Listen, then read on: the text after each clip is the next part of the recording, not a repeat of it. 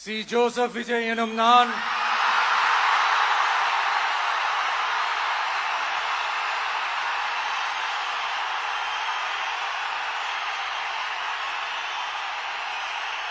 சட்டப்படி அமைக்கப்பெற்ற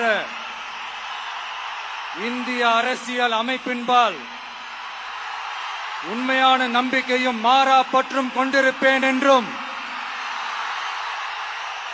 இந்திய நாட்டின் ஒப்பில்லாத முழு முதல் ஆட்சியையும் ஒருமையையும் நிலைநிறுத்துவேன் என்றும்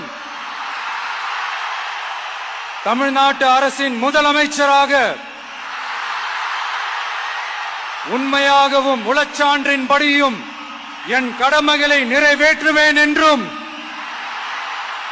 அரசியல் அமைப்பிற்கும் சட்டத்திற்கும் இணங்க அச்சமும் ஒருதலை சார்பும் இன்றி விருப்பு வெறுப்பை விலக்கி பலதரப்பட்ட மக்கள் அனைவருக்கும் நேர்மையானதை செய்வேன் என்றும் ஆண்டவன் மீது ஆணையிட்டு உறுதிமொழிகிறேன்.